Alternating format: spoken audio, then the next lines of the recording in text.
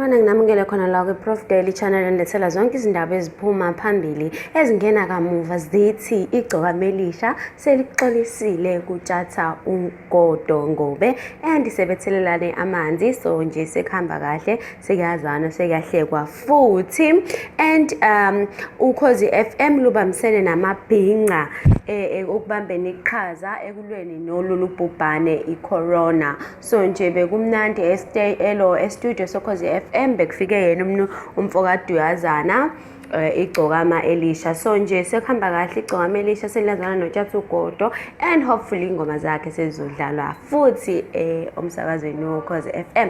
Ngiyabonga guys for ukubukela le video, ngiyanithanda. Out next time. Ngithemba ukuthi mhlawumbe umangele mawubona izinyo livela, cha liyavela impela.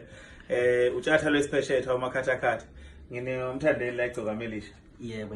Semsakazweni uKhozi FM la ngaphakathi. Yebo. Mfowethu. Yeah, mfowethu.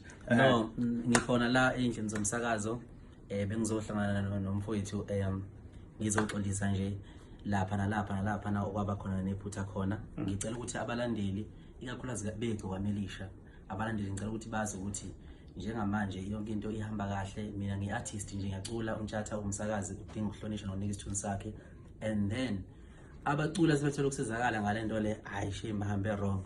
Njengamanje bafowethu siyaphambili, umculo wamaskanda ukhule uye phezulu, sihloniphane, sihloniphe zonke inhlaka negama lika Jesu Kristu kuze phakade. Amen. Kunjalo mfowethu, siyabonga kakhulu. Nganza kwethu siyanithanda, sihlale sinithanda, sihlale sihleka nje.